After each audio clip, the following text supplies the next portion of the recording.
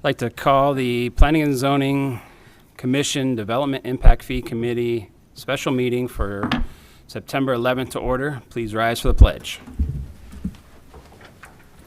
I pledge allegiance to the flag of the United States of America and to the republic for which it stands, one nation, under God, indivisible, with liberty and justice for all.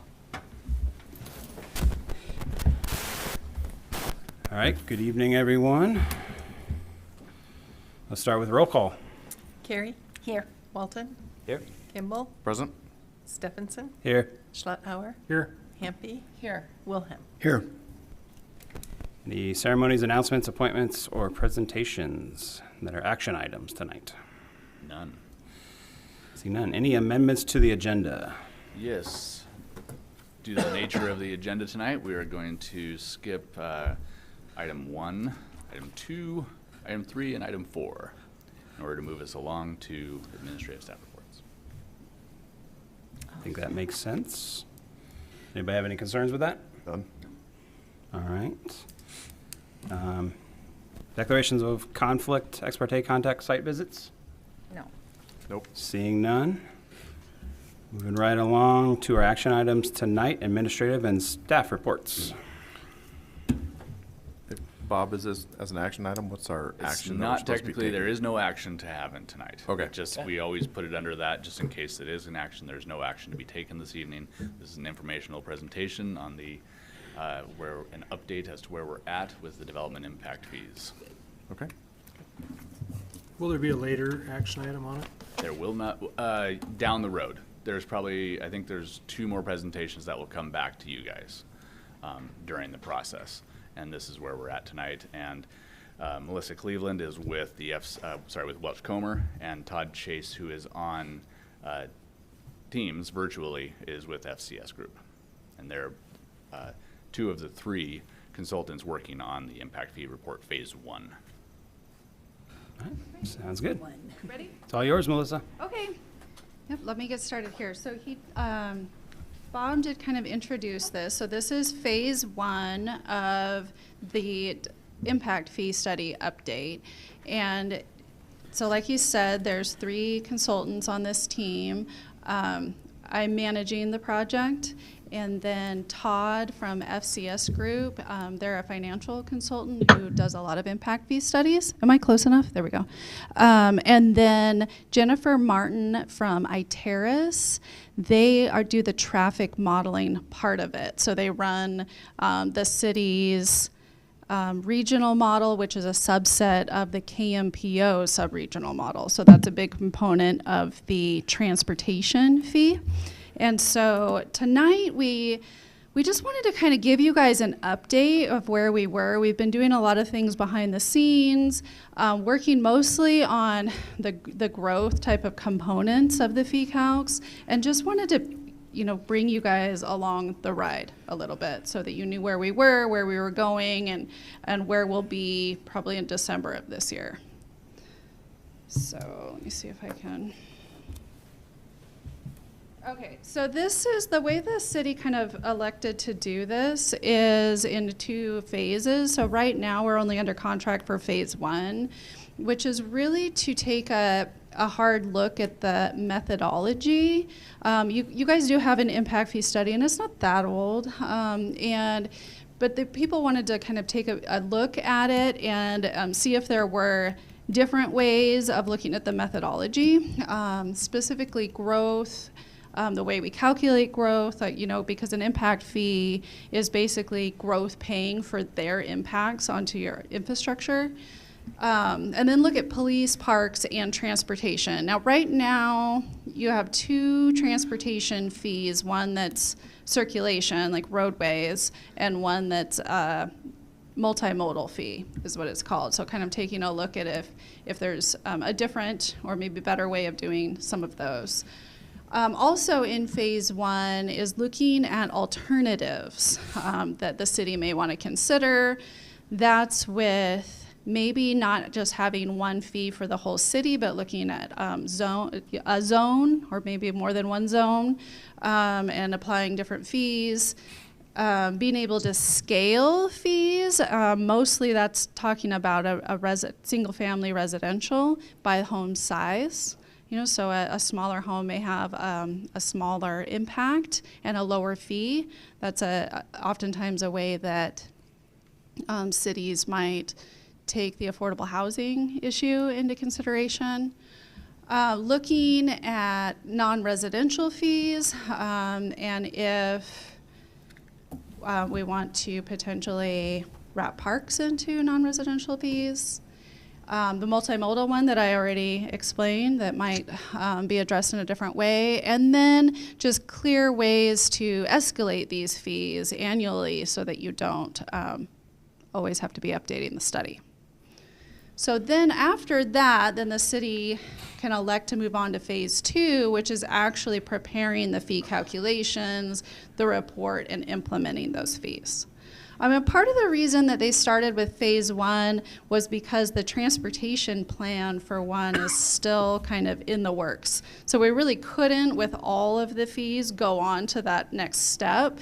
And so it was like, well, let's just kind of focus on the methodology and alternatives that the city would like to consider for now. And then, you know, in the future, maybe next year, figure out phase 2. So schedule right now is that today we're going to be looking at the growth issue. And then in October, we hope to be back to talk more specifically about each of those fees, police, parks, and transportation. And then the alternatives that we just talked about on the last page, probably in November, and then finalize phase 1 in December.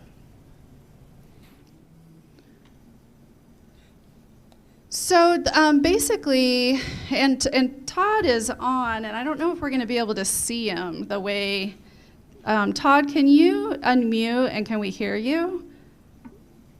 Can you hear me? Yeah, we can. So I don't know if you want me to just keep going, or if you would like, I can move the slides along and you can jump in and walk us through if you feel like that would be more effective.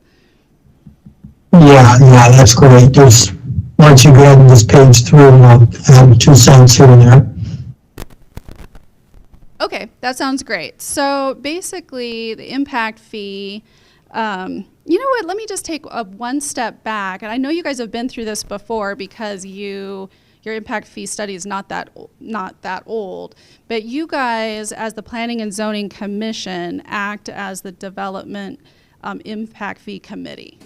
So that's why we're in front of you as a part of this, because you have a role in recommending the study and the fees to council for adoption eventually. So that's.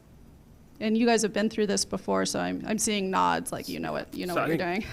Some of us. Some. Okay. So generally, the impact fee equation is this: the eligible cost of planned capacity increasing facilities divided by the growth in the system. So that's growth share minus any existing fund balance that you might already have. And then that gives you a cost per unit. And that for each fee, there's multiple ways that you can calculate that. You know, it can be by square footage, unit, all sorts of different ways of doing it. And I'll just add that tonight we're really focused on the denominator in that equation, which is the growth in the system capacity for the parks, police, and transportation systems. Correct. So considerations, I put this on here. These are your existing fees. And so one thing that we would like to consider is in the blue kind of dashed box, and that's potentially scaling fees for single-family residential by home size. That's something that we won't get into today, but we'll talk about that in one of the follow-up meetings that we plan to have. That multimodal fee may get wrapped into probably streets, or it could, certain components of it might make sense to wrap into parks instead. It's just a little clunky right now for the city to deal with on the permits. And then also right now, parks isn't being charged at all to non-residential uses. And there are, we'll get into it later, but there are employees that work in Post Falls but don't live in Post Falls, so they're not getting captured in the park's usage. So it's just an alternative. It's not something that you have to do, but we can then in phase 2 kind of run the fee both ways so that people can see what that impact might be. And then eventually, right, are these the right land uses? And a lot of times the Development Impact Fee Committee can weigh in on that, but it might even be at a staff level, like these aren't broken down enough or they're broken down too much and this is difficult for us to apply to permits, so that type of thing. You have anything to add on that one, Todd? No, that's good. Okay. Okay, so what we've been working on is population and job growth forecasts, and KMPO does this for the city. They do it for the whole region. And what we've been working on is making sure that your sub-area model, Post Falls' regional demand model, is producing what we think it should. It's all consistent, right? It's consistent with these forecasts that KMPO puts out. And that's where we've been a little hung up because the employment numbers were projecting really low. And so we wanted to make sure that we were doubling back and figuring out what was going on before we really move forward. So I have highlighted the employees because it's still in progress. The city provided some feedback to the model, and and our consultant is still working on that part of it because we sort of anticipate that employees would grow at a higher rate than that. Is that saying that in the next 11 years, you think our population is going to double? It's not a doubling, but it is 45 quite a to bit. 71 is a doubling. No. No. It's not, but it's Oh, no, it's 90, quite a yeah, bit. 90. I mean, it's a lot, and that's, I mean, correct. This is, and again, this isn't us saying that this is what we think's happening. This is happening on a regional level. This is do you know what KMPO is? They're the Metropolitan Planning Organization. They do growth forecasts, and that's bigger than me. That's going on, throughout the region, and we want to make sure that the tool that we're using to project trips and employment out of that is consistent with what's being reported in these numbers. Am I explaining that okay? No, absolutely. And I just wanted to note, like, we've been using the KMPO model for some years now, and as we have continued to grow and pass over the years, John continues to kind of update it with like our current estimated. How's it done? The population? The model.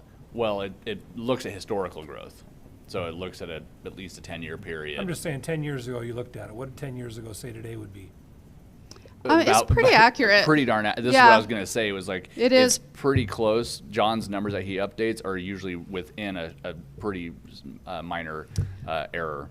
I do have a map later on, so just to dive in a little bit more on the detail, the city is broken up into what are called TAZs, Transportation Analysis Zones, and they project within each of those zones households and employment. So that's what the city is really good at, looking at all these zones and knowing what they know, kind of placing new employment and households in regions of the city. Part of what we've been figuring out is that KMPO's growth forecasts assume that the city is annexing. So if you just run the trips based on the existing city limits, we project too low, which you wouldn't want to do in your impact fees. So just kind of like walking through all of that and making sure it all makes sense and is defendable when we get to the end. So that's what we've been working on. What's up? Yeah. If I'm understanding it right, the reason we're forecasting population growth and trip growth, or transportation trips, whatever, traffic growth, is to identify the improvements that are going to be needed at a certain point in time, just say, you know, at a 5-year horizon, 10-year horizon, 20-year horizon. That way we can get the amount of dollars necessary. Is that the Right. reason we're You doing know, that? that is part, that happens outside of the actual impact fee. So that's kind of why we're in phase one right now Right. instead of just going through it, is because this model, the same tool, is being used for the transportation plan preparation right now. Right. So that plan, the needs identified in that plan are also coming out of the model. So yes, you're right. That's why the model is a tool. And then we're using it for two different purposes, though. The impact fee study is trying to figure out what growth share is for the projects that end up in the capital improvement plan. Yeah, the transportation plan or the parks plan will ultimately show the projects that we would anticipate over a time period that we would need within those time periods, and this is going to determine how much money we need to collect, essentially, to pay for all those different projects due to a certain amount of growth. And True. And I mean, Commissioner Kimball is correct that the dollar value, right? So we're going out 10 years with the impact fee study. The capital improvement plan in those master planning documents probably goes out further than that, 20 or 30 years. But we've found that going out 10 years is just a much clearer picture, and generally results in a more accurate and oftentimes higher fee, because it's a little easier for everybody to figure out what's needed in a 10-year horizon than every possible thing that's needed in a 20-year horizon. Any other questions on that? Because it is, but yes, that's why we use this tool.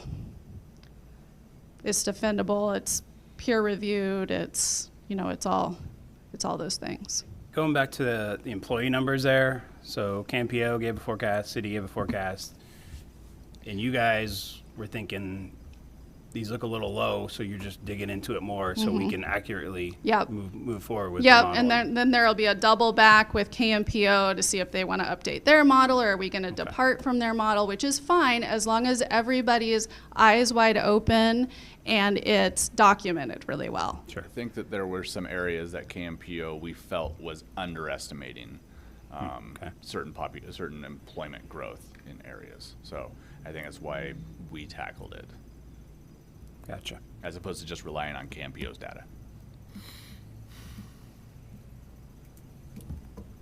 Okay, I'm going to move on, but if we have more questions, feel free. I just want to add, it does appear that these forecasts are lower for population than they were when you did the 2021 and 2022 study for the impact fees.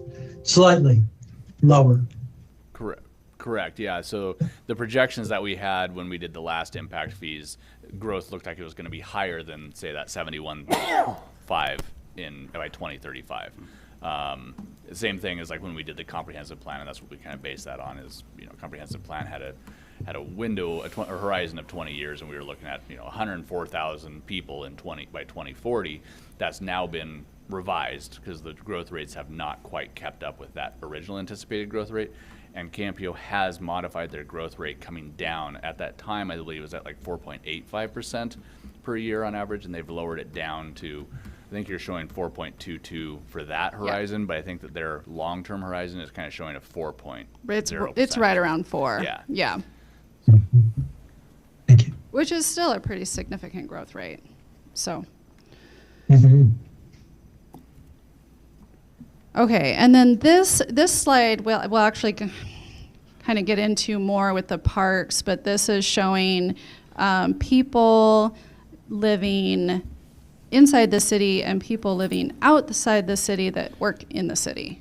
So that's if you want to consider the non-residential parks fees,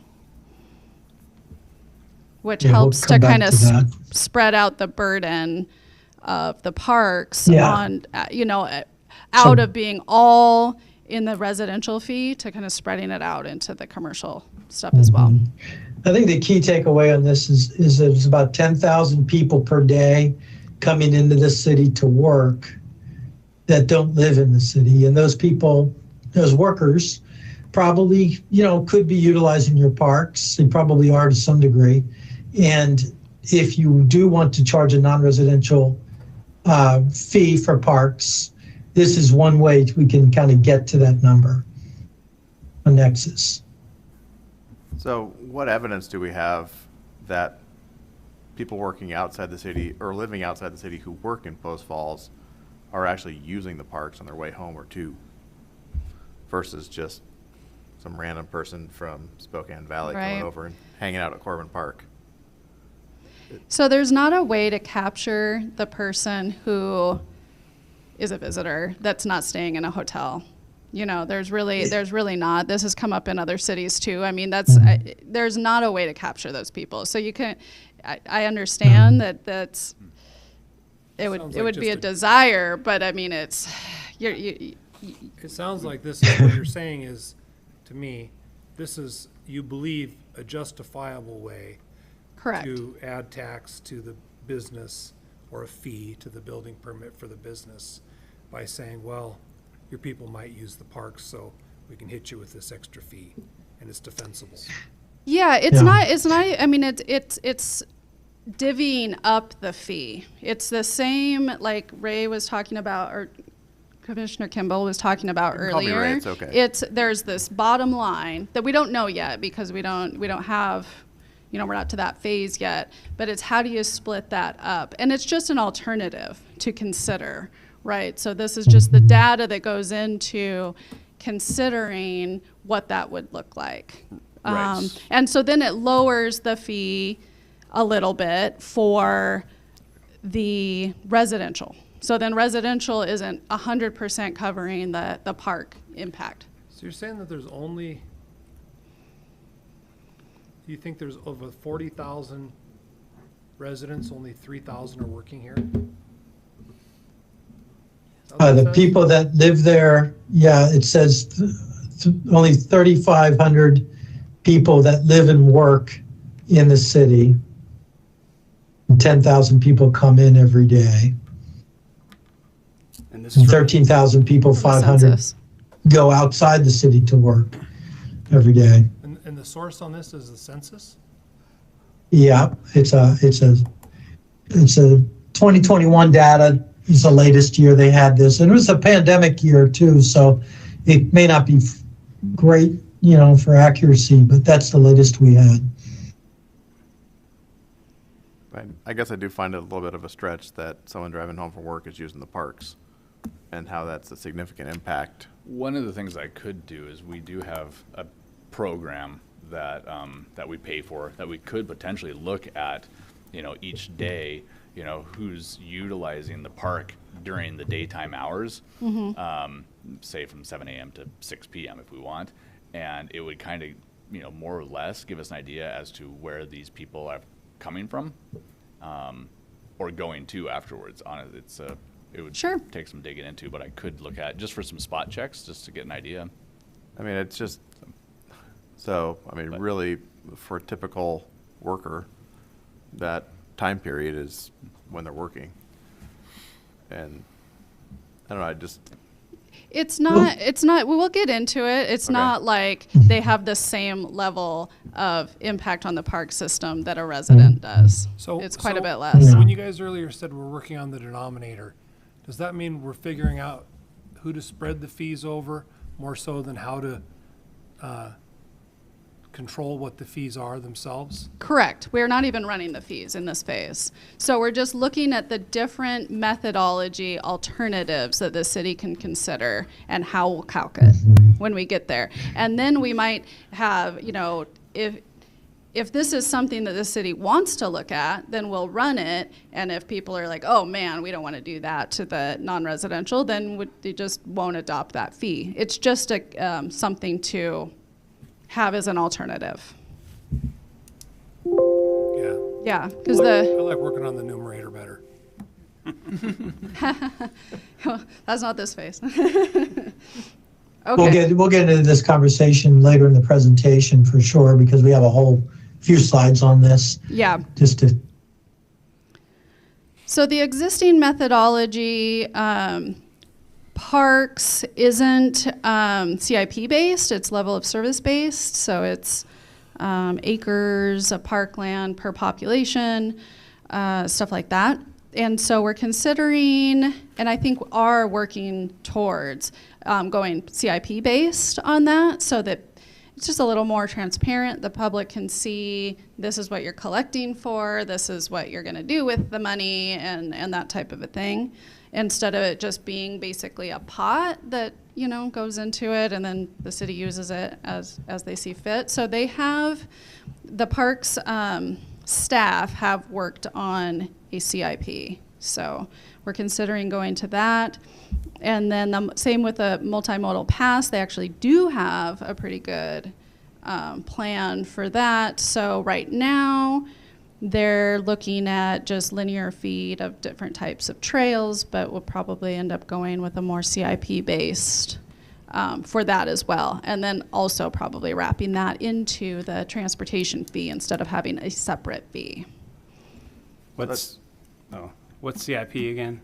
Oh, the capital improvement plan. And so it just lays out each project and how much it's expected to cost, instead of saying we have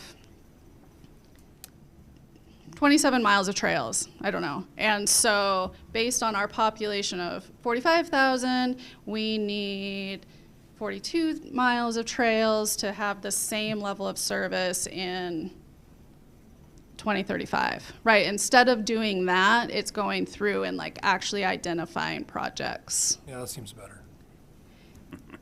And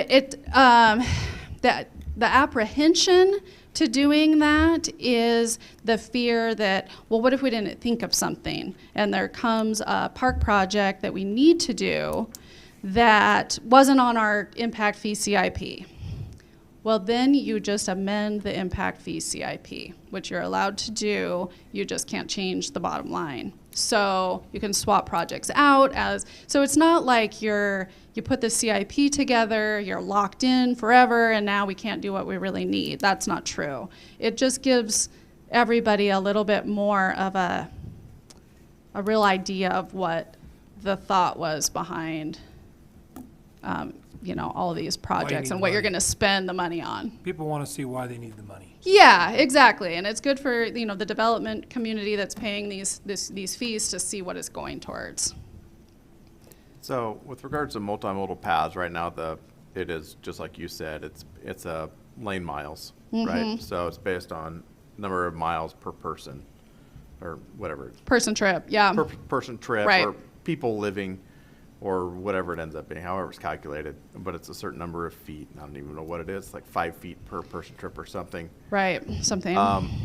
And one of the trepidations I had when we first implemented that was that most land development projects on an arterial or a collector street are increasing the amount of lane miles of both bike lanes and pathways, Right, and they're not getting credit for it. right. It's So they're extra mitigating complicated. But they're mitigating their impact Right, because they're adding lane miles, They're putting their own in. they're putting their own in, but they're not getting any credit for it. And I was hoping that at that point in time that, staff would come up with a way to capture that, and it hasn't happened. And in a similar way, it comes with parks. So some of the larger land development projects that are happening out there, such as North Place, they're built because it's residential mixed zoning. They have to have 7% open space, and they're building parks in their subdivision, but they're not public parks, and so they're not getting credit for it, but they're producing park space that is open to the public. right. It's just managed by an HOA. And I think that needs to be captured as well. Right, Because we get into the danger of double dipping, and no one wants to do that. We want to capture as much as we can, but we don't want that double dip. correct. So that's the beauty of going to a more CIP-based fee, is that you can see this is what we're collecting for. So if it's a certain path, that's from point A to point B, and the developer is legitimately putting in that path, then they would be due a credit. But if they're just putting in a sidewalk that's required as a condition of development, that's not on the impact fee CIP. So we're not collecting for it, and it's not a double dip. So I think that having it just be laid out a lot more clear is easier for the development community and the staff to apply the same rules every time and not,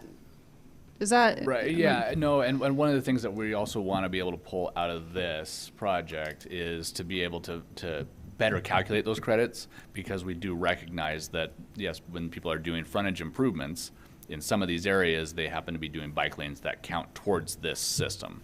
Not all bike lanes do, because they happen to be as a different portion of it, but there are certain areas where we would look at that, and we want to make sure that we're being able to credit those.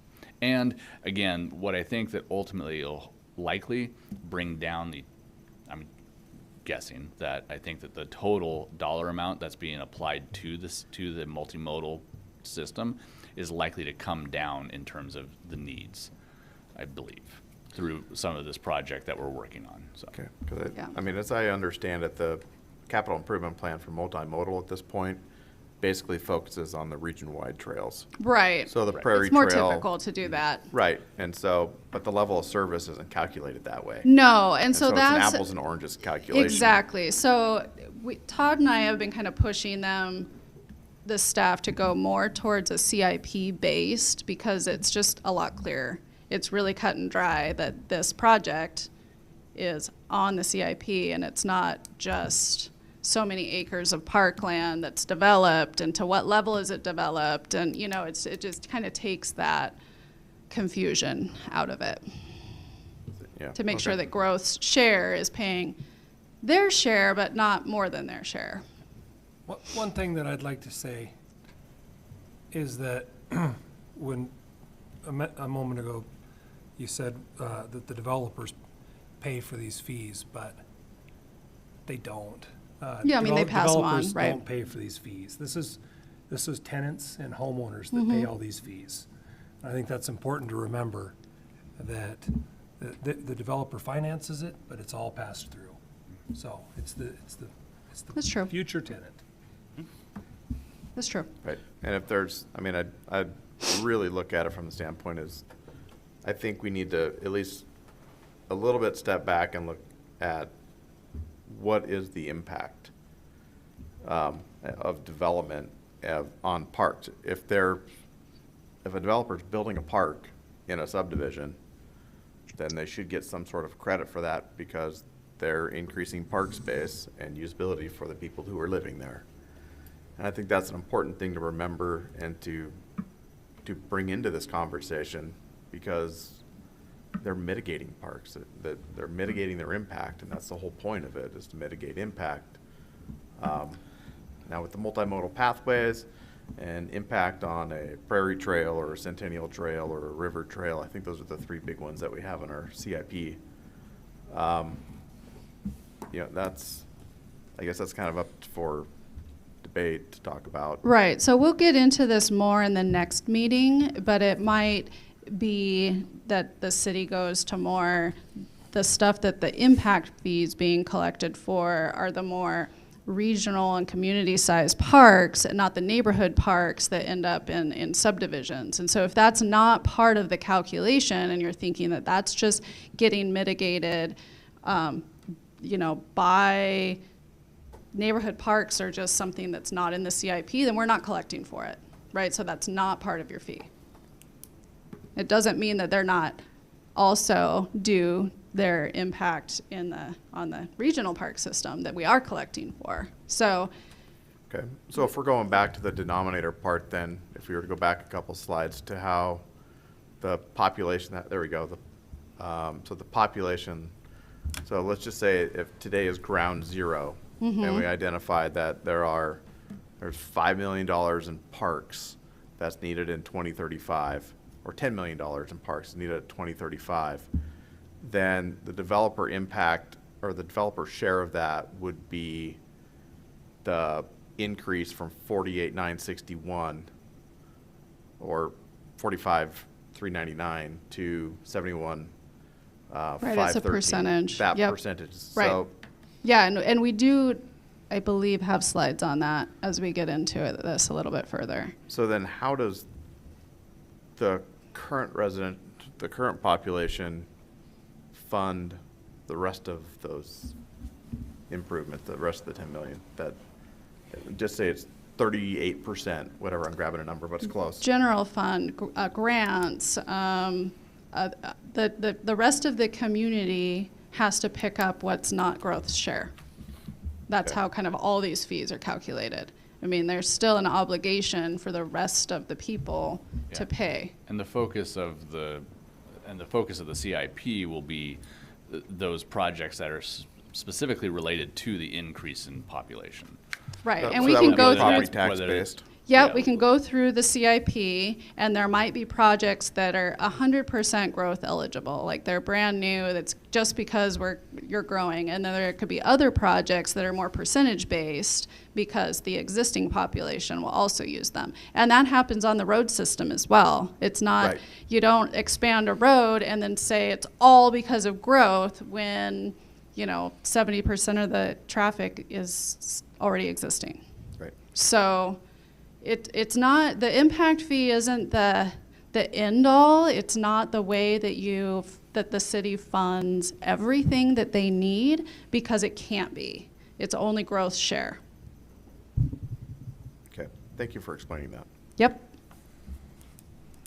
Okay, so we were going to talk a little bit about parks, so hopefully maybe this will help a little bit.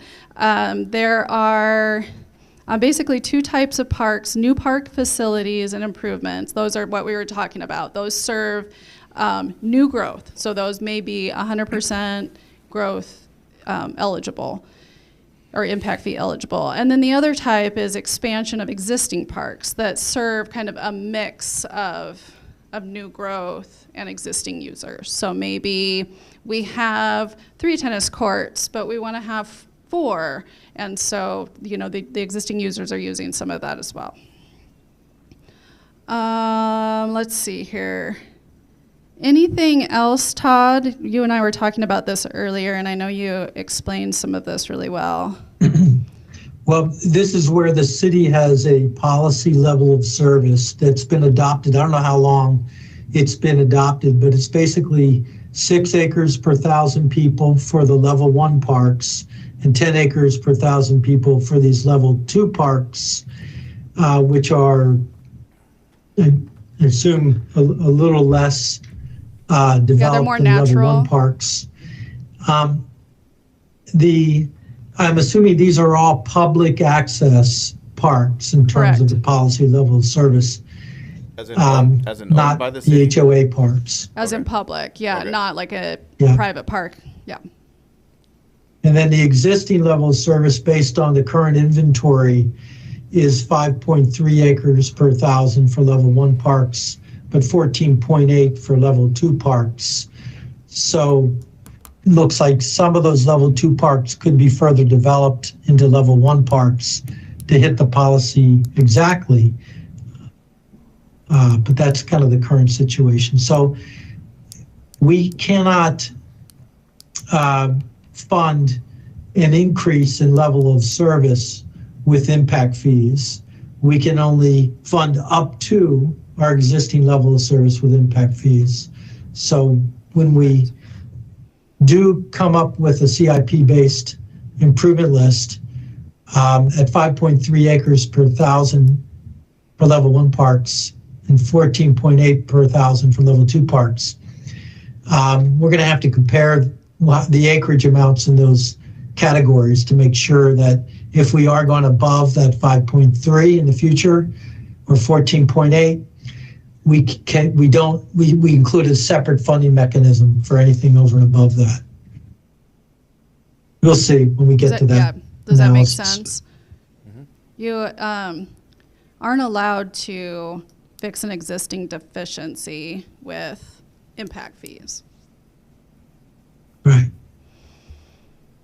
Okay, Todd, go ahead and explain this. This is how Okay. you walk through So the, This is when we were thinking, okay, well, if you do want a non-residential parks impact fee, we have to take into account the hours per week of park availability for residents, which is the residential demand column, and non-residents.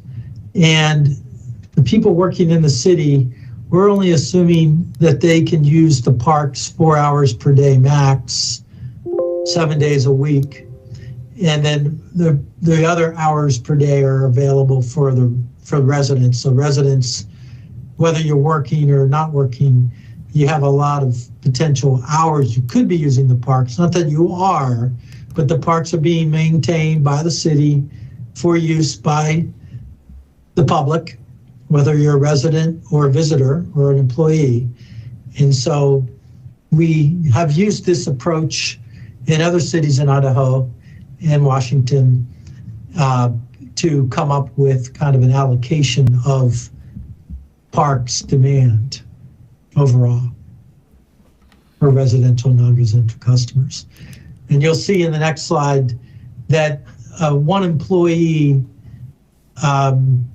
is basically equivalent to like about half of a dwelling unit in terms of demand per week or per year at most.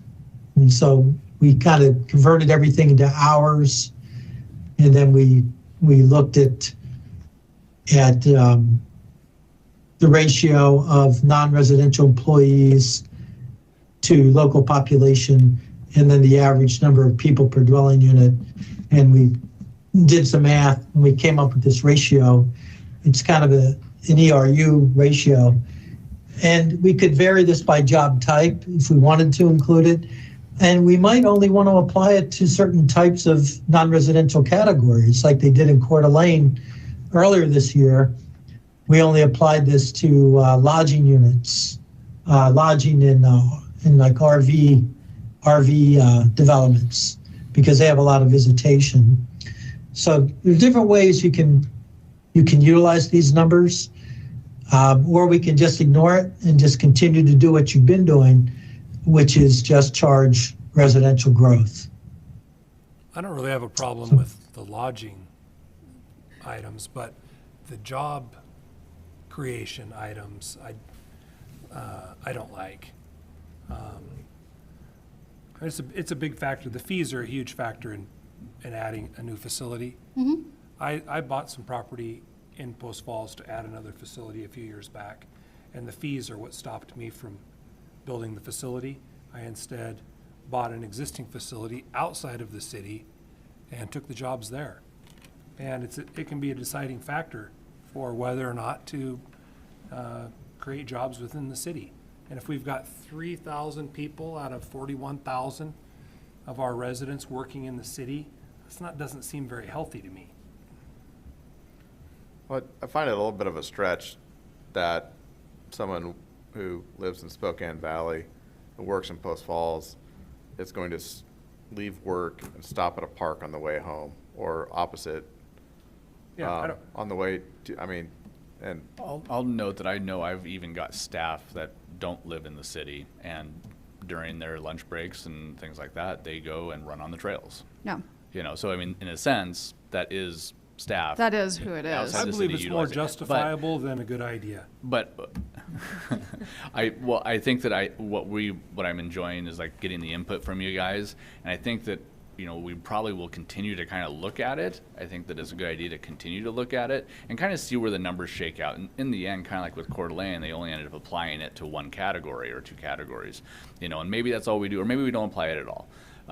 You know, part of it was, you know, if we can remove some of the fees that are being assigned to the single-family house or dwelling units, you know, have it being carried a little bit by, say, you know, hotels, RV parks, and a little bit by some of those jobs that you're likely to see utilizing some of these trails. You know, maybe that's something we want to look at. But again, that's why we're doing this in phase. It's just an alternative. It doesn't Right. mean that, Yeah. that if we even keep going Just down wanna this analyze. path, that you have to recommend that council adopt that fee. It's just, we're kind of going through like how we'll eventually calculate, I guess. I mean, I can find the rational nexus between someone in a hotel using a park, and an impact based on that versus the guy that works at the gas station and has a 20-minute lunch break, going to the park to scarf down a hot dog. I don't see that rational nexus there. And so I think Yeah, it's- I mean, that can be feedback that you give. I mean, I am a Dalton Gardens resident, and I, use the city of Coeur d'Alene's parks because I work in Coeur d'Alene all the time, on lunch break or after work or whatever. So, I mean, it's just, do you want to capture that? If the answer is no, because you would rather not have that fee in commercial, and you would rather have the residential carry that. I mean, it's just how are you dividing up the pie? And this is one justifiable way to do it. Doesn't mean you have to. Then go ahead, Todd, on the overnight visitors. Yep. Yeah, and so this is the way to kind of get to the visitation base in the city of Post Falls. We have about 929 RV and lodging units currently. There are a number of projects in the pipeline, so that's likely to grow to about 1,379 over the planning period.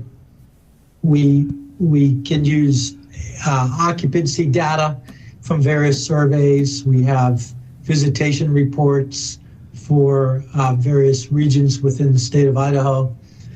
And using that information, we can estimate the average daily park users per unit of development of per room, basically, or per RV site, about 2.14, and is the estimate. And using that, then we can come up with the average number of overnight visitors per day. So we have about 1,990 currently, and that's projected to grow to about 2,954 based on a population growth rate.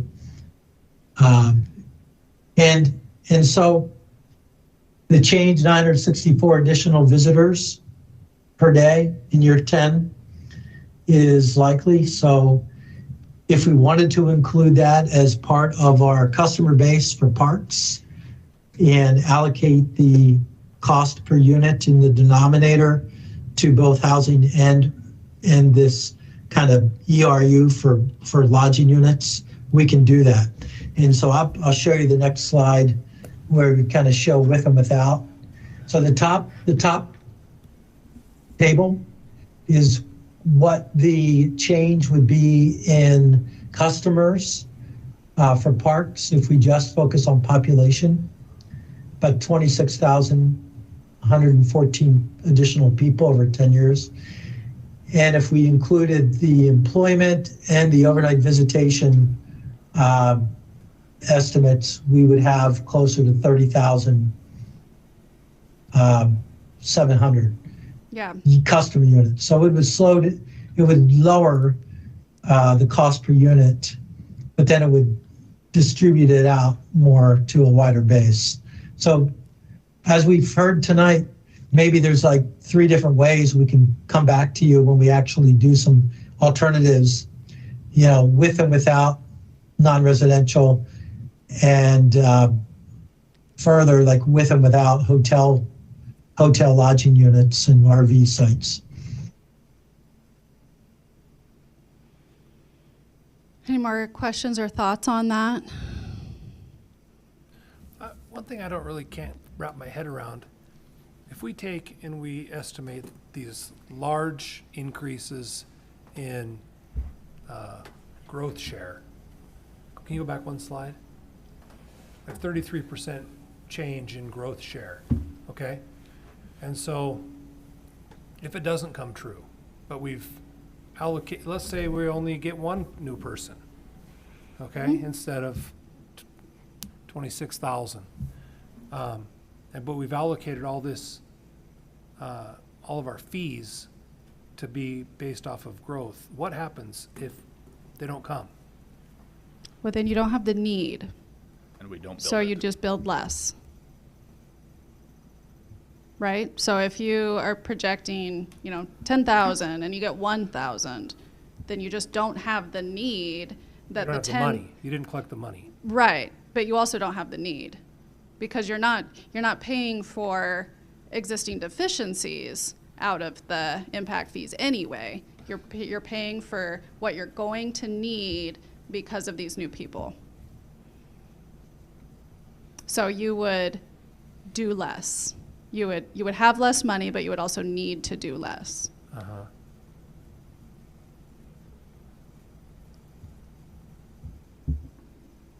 Yeah, I'm trying Yep. to picture the math on it, but go ahead. Okay.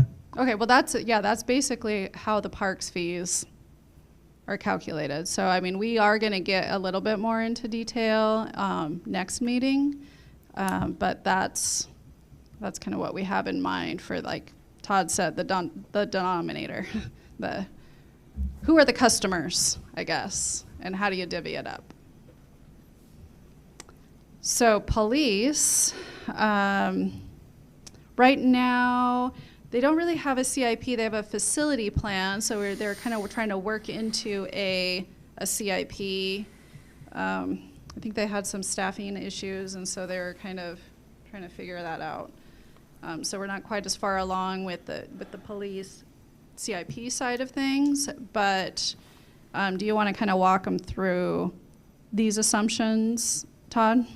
Yeah, this is similar approach you used in your prior 2021, 2022 impact fee methodology to try to come up with a proportionate share between residential and non-residential customers for public safety. And again, it takes into account hours per day, it's 24 hours per day, and the police are there to protect residents 24 hours per day. If you're employed and working in the city, the prior analysis assumed 14 hours for residential time, and then another 10 hours for kind of the non-residential kind of at the job times, for a total of 24 hours. And then similarly with employed working outside the city, while you're living in, while you're there in the city, it's 14 hours.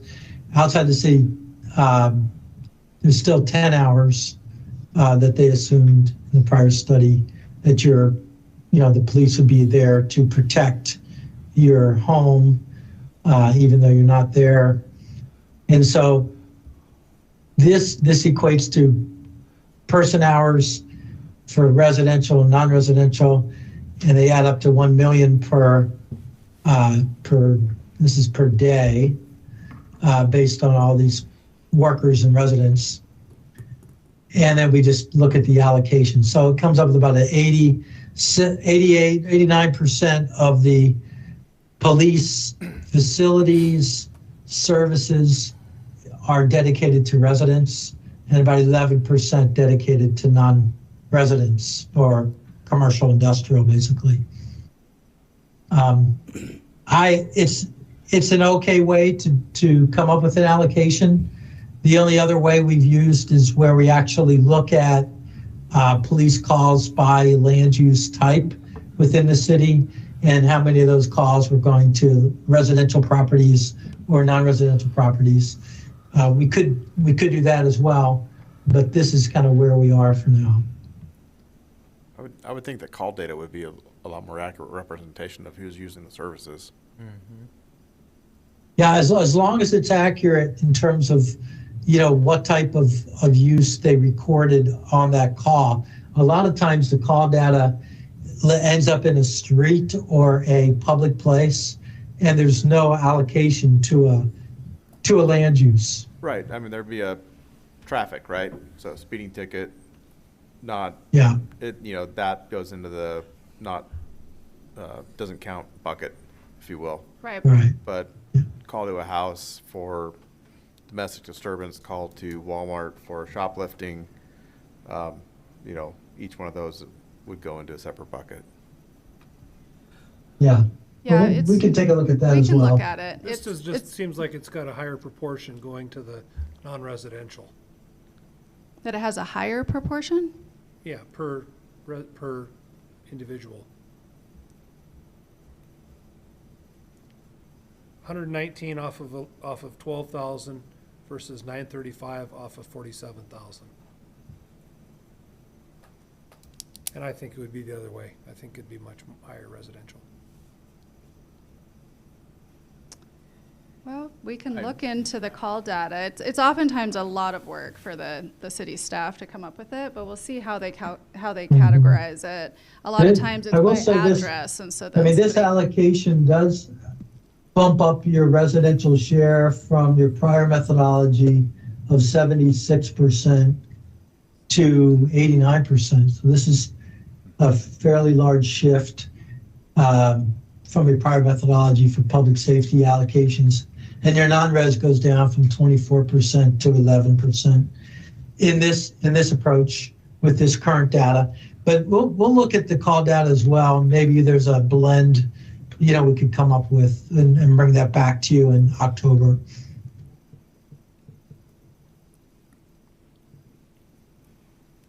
Okay.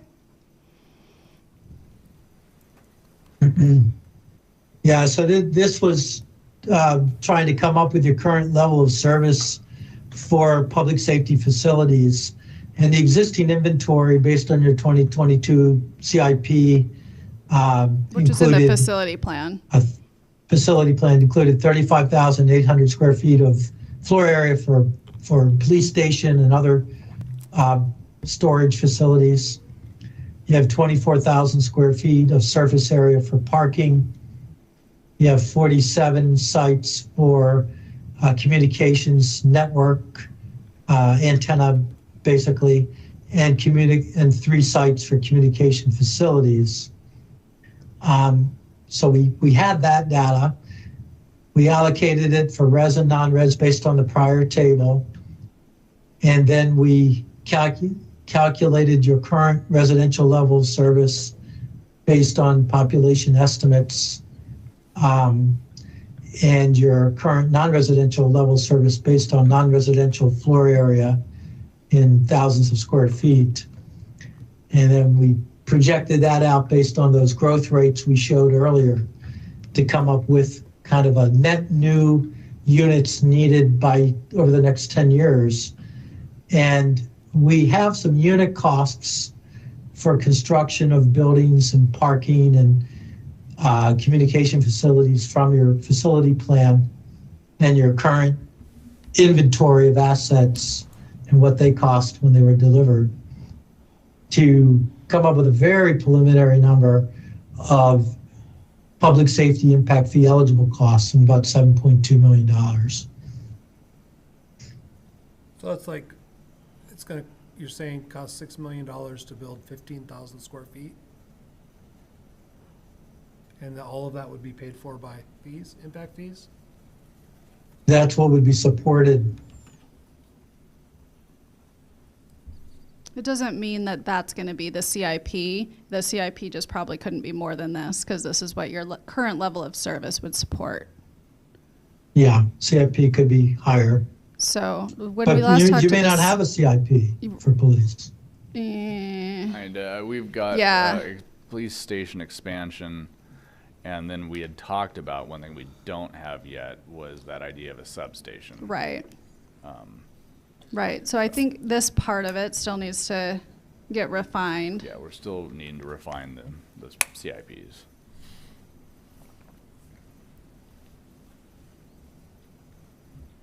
Okay. Transportation.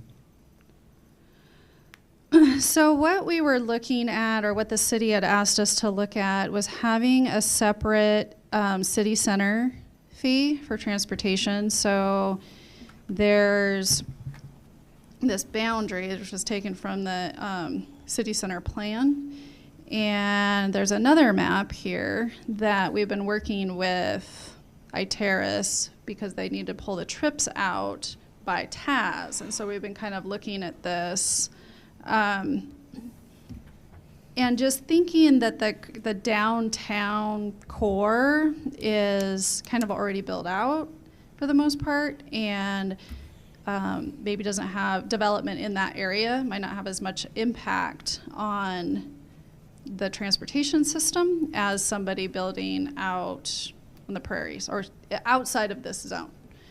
And so that was something that they've asked us to consider. Again, it's just an alternative. We can run the fees kind of both ways and see how it shakes out, and then people can decide if that's a good or a bad idea. The rest of the fees weren't looking at a zone, but just transportation. Would this be a separate CIP then, for this area in particular? It may be, we might, go ahead. Well, I think what we were kind of discussing about it is like looking at this zone and being like, okay, what projects are actually happening in this one? And then also looking at, there's still gonna be growth within this section, but there's not a whole lot of actual planned improvements in this core piece, specifically related to that type of growth or the growth within that area. We did talk about the fact that there are certain improvements that are likely to take place outside of this, that this subset of people would ultimately possibly use. So that Like arterials. there's still things that, that they would likely pay into, just at a smaller share than the standard unit elsewhere. More fees or less fees for people in this area? The Probably goal is lower. The goal is for lower, to incentivize or encourage development within that core. That's the goal. We don't know what the fees are going to come out looking like yet. So Right. that's why it's being studied.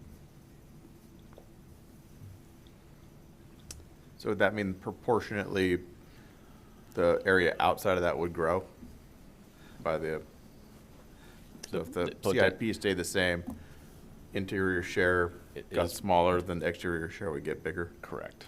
Right, That because is it part has of to it. sum up to It's- the same. It's Right. gonna be shared by a lot more people, the outside stuff. You know, there's a lot more growth happening outside that core than inside that core.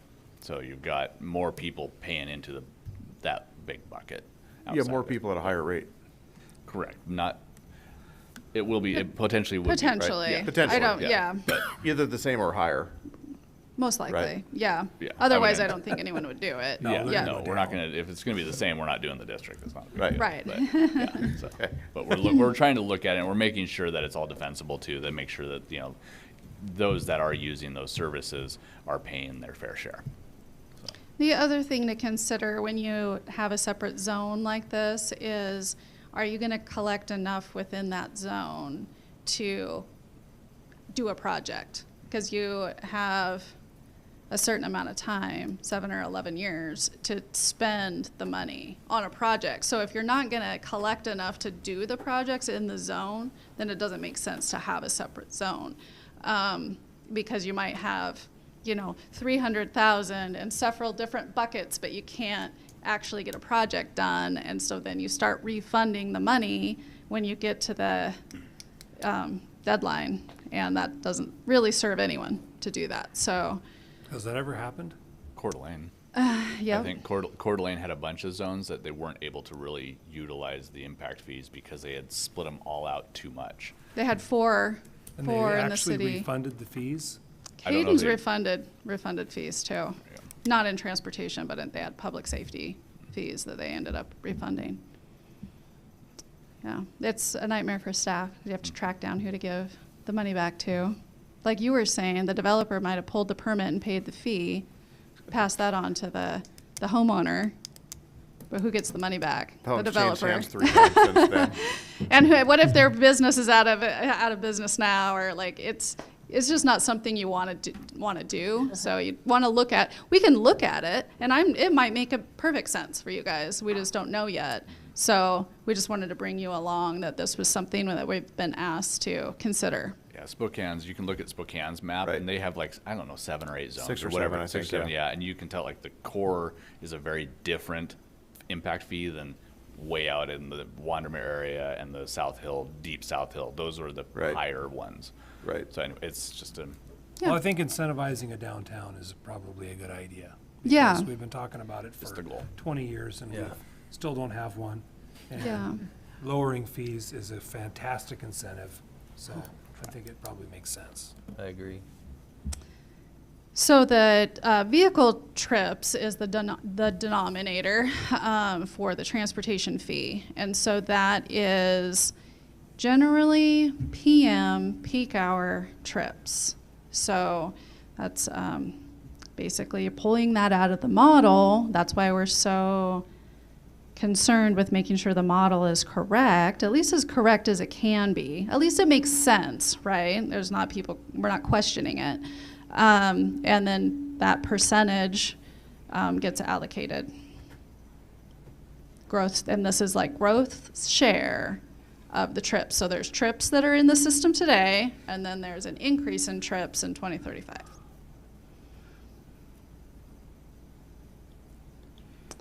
So then if we kind of look at the distribution of trips, if we looked at that core versus the rest of Post Falls and how we might allocate different types of trips, we are still working on this part of it. So I won't dive in a ton. Next time when we dive into it more, Yeah, I think the key here is that these are trips that either originate or terminate inside the area of influence of Post Falls, which my understanding was these numbers did include areas slightly outside the current city limits. And so the way the traffic model identifies these trips, the KMPA model, is either their home-based origins or destinations or non-residential, commercial, industrial, other. So that's what we have to work with. And then there are, using the Institute of Traffic Engineers trip generation manual, we can convert to person trips, which is what you use to look at the non-motorized portion of the fee. Yeah. And so basically, there's a 1.68 average factor to take into account total number of people and in a car and, making other trips, bike ped per dwelling unit per day.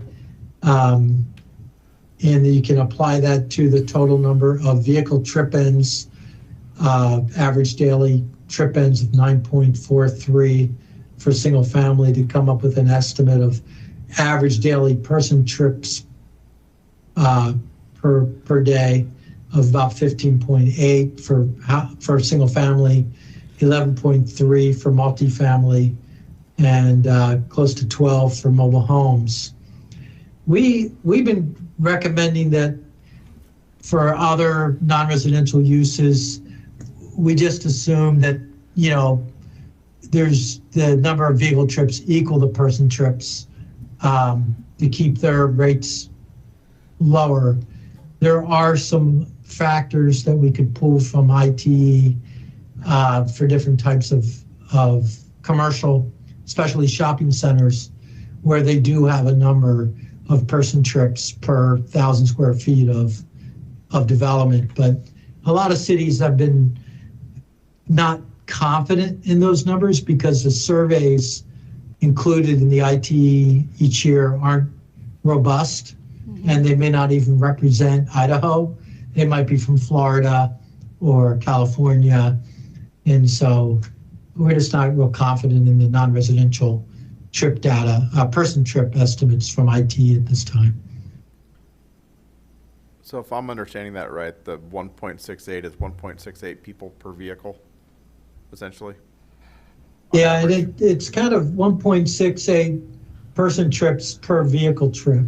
And so that could include people in the vehicle, but it'll also use other modes of transportation. It's pure walking and biking.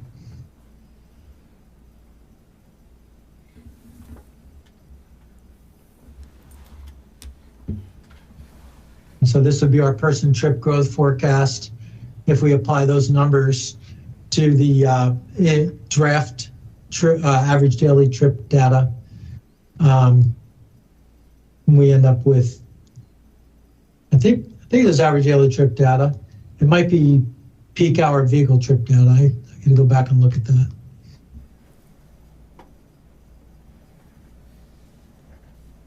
This is the change.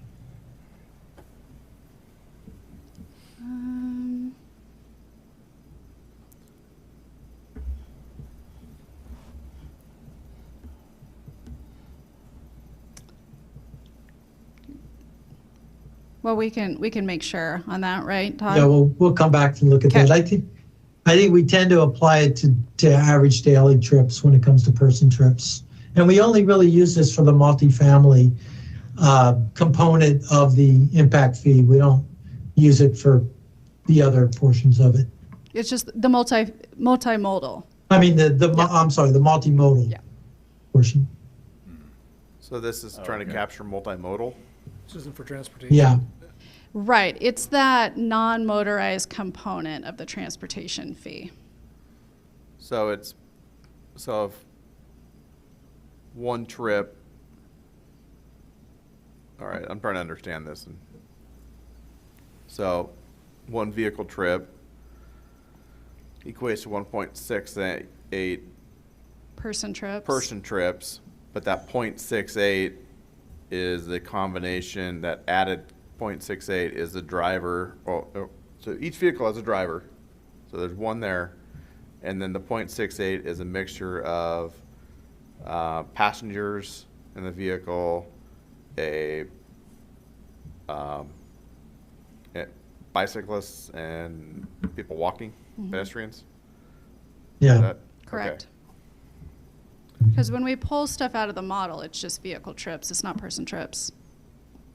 Right. Yeah. So that factor is based on a national average or some From sort of ITE. From Yeah. ITE saying, Yeah. hey, Yeah. for the number of vehicle trips you have, you've got 0.68 people, Right. either walking, biking. Is that what, it's just walking and biking, or does it include Yeah. passengers? It includes It's passengers. all the above. All the above? Yep. Okay. Yep. So it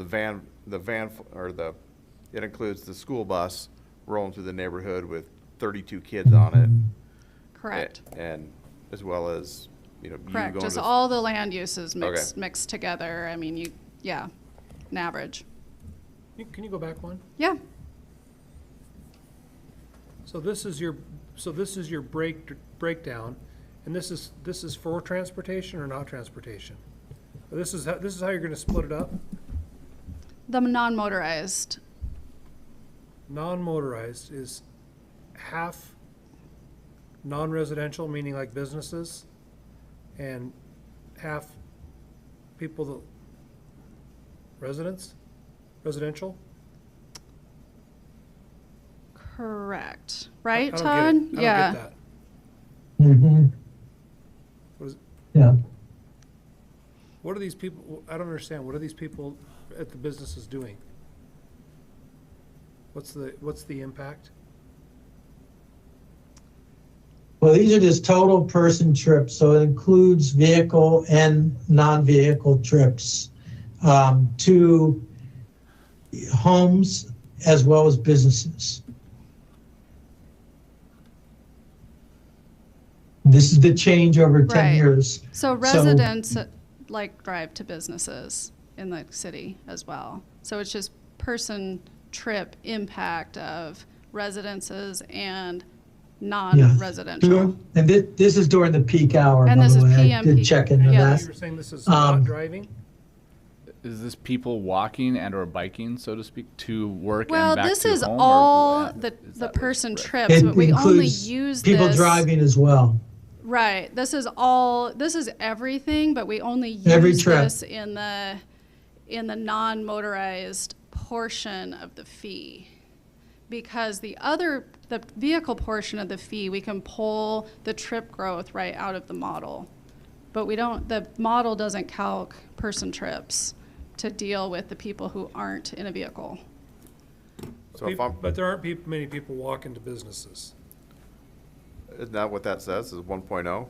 So it's not adding any more person trip factor for non-residential is 1.0, which means it's just a vehicle trip.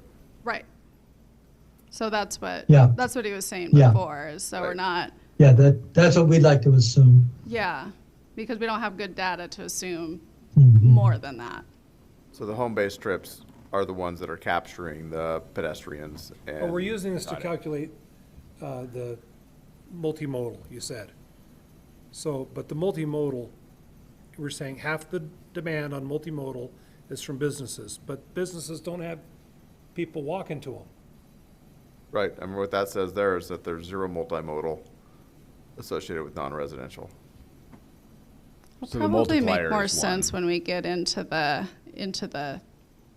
fee calcs. Okay. Yeah, I mean, it's just trying to capture. If we're I mean, working on the people denominator do. right now, We're which I working on think the we are, denominator, and right? we're deciding who to pay the multimodal, and we're saying half is residential, half is non-residential. That's where I'm saying that doesn't make sense, because people don't walk to businesses in Post Falls. I think if you're calculating the multimodal, you'd be using, the only part of that you'd use would be the 0.68. Because that's I- the part that would capture the non-vehicle trips. Yeah, I mean, actually, this includes vehicle trips. And so, if we were to, I guess, do you have, yeah, so really, if these are all vehicle trips for non-res. If we just wanted to calculate person trips, it would be the difference between 5,397 and what you showed on the prior chart of 3,213. So it would be 100% to home-based. Couple thousand non-vehicle person trips.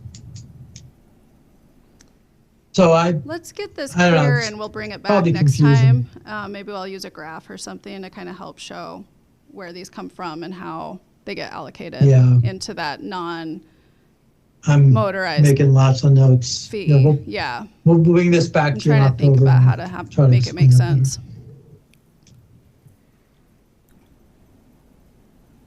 Okay. So next step is to finish this employment data that we've been working on and all the TAS adjustments in the regional demand model, pull those trips from the model, city center and the rest of the city, revise the growth estimates that we've shown you tonight based on our new data, and level of service estimates based on input from the city and or you guys.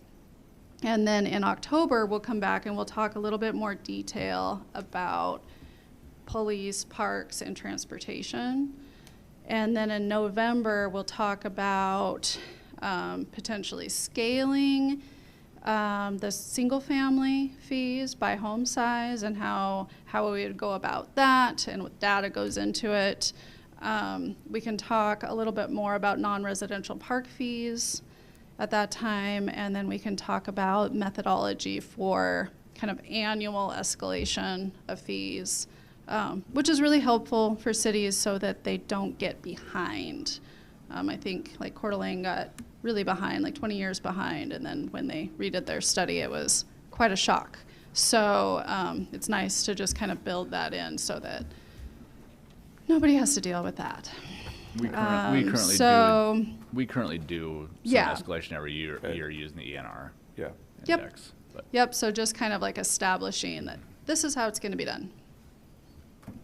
Not complicated, but Well, I'm excited to hear about scaling the single family. I think it's a huge tool to help with our Are you guys, affordable housing. right, are you thinking bedroom-based? no, I mean, that is one way to do it. It's not what we recommend. It's usually just based on square footage. yeah, like a livable area square footage. Yeah, when it's bedroom-based, you get into a fight with So what's a bedroom? people on what's a bedroom. That's a library. Well, I'm not going to that's put a den, closet in it. It's an office. It's an office. I know, and then they build a closet later. Yeah, and then I get it. also, Walks like a duck and quacks like a duck. if someone Right. does, if it's just dwelling unit, like currently, if somebody builds onto their house, there's really no way to capture that fee. Or if somebody's building a very small ADU, for instance, the fee would be lower if you scaled it. So some cities will just say there's no fee for ADUs. you could do that too. So, Okay.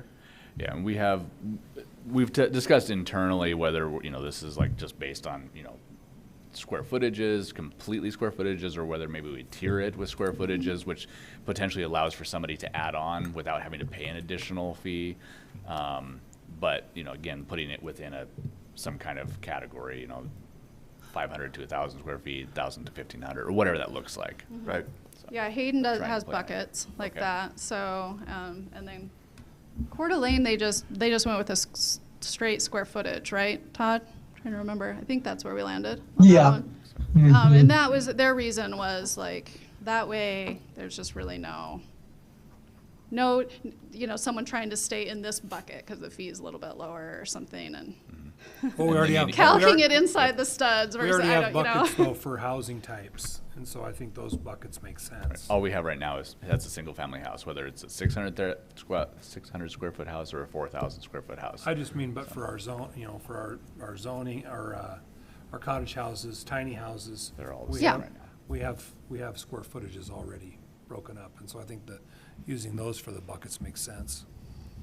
It's another way of Yep, looking at it. so we can, that's what we'll talk about, is the different ways that we can go about it, considering what's easier to apply or more fair to apply consistently too, so that people don't, you know, try to scam the system. Everyone's got to try to scam the system. You don't want to make liars out of good people, yeah. Gotta go and measure it in the field after it's been constructed to make sure that they only built it, you know, an additional 200 square feet, not an additional 205 square feet. Make sure they're good at their math. So, okay, well, thank you for all this feedback. This was really good. Thank you for And, sticking with us. yeah, this is great. We wanted to bring you along.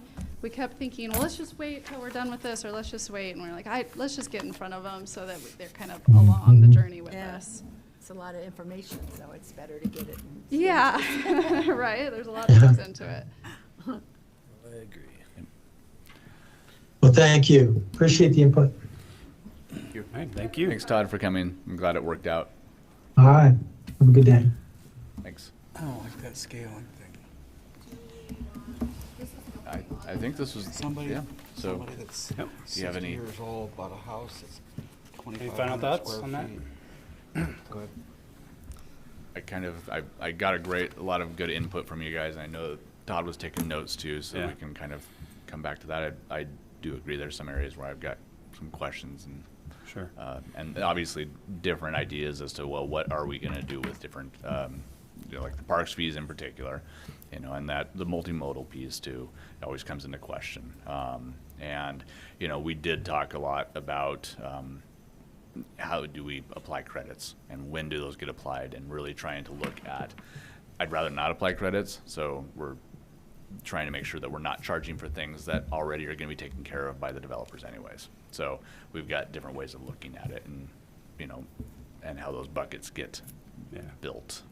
Right, because I mean, a lot of times the purpose of an impact fee is to not, you know, especially transportation is a really good one.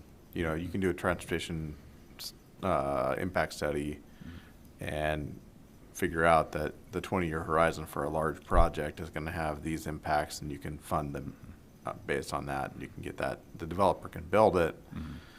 But what you know, if it's a 200 lot subdivision or whatever, right, but it doesn't capture 10, 20 lot subdivisions.